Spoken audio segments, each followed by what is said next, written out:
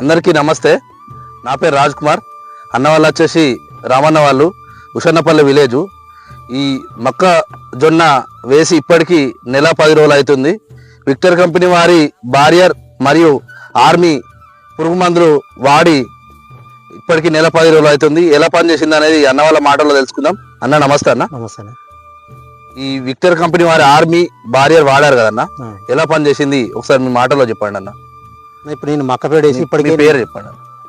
నా పేరు మందరామిరెడ్డి, మాది ఉషన్నపల్లె, మండల్ శ్రీరాంపూర్, పెద్దపల్లి డిస్టిక్.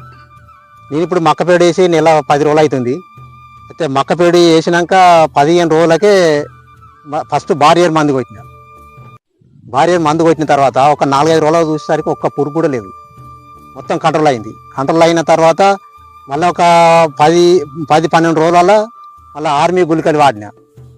ఆర్మీ గుళికలు వాడిన తర్వాత ఒక వారం రోజుల వరకు చూస్తే చేను అంత మంచిగా ఉన్నది, మొత్తం ఒక పురుగు లేదు, కర్ర పచ్చగా ఉంది. రైతు సోదరులు ఈ ఆర్మీ ప్లస్ ఈ బారియర్ రెండు వాడితే రైతులకు ఎంతో ప్రయోజనం చేకూరుతుంది.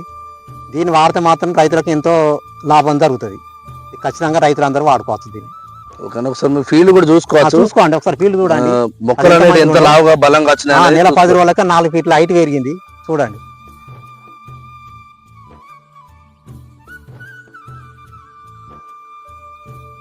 నన్నెవరైనా దేవుడు కనబడతాడా అని అడిగితే నేను మాత్రం కనబడతాడనే అంటా. ఆ కనబడే దేవుడు రైతు అని అంటా.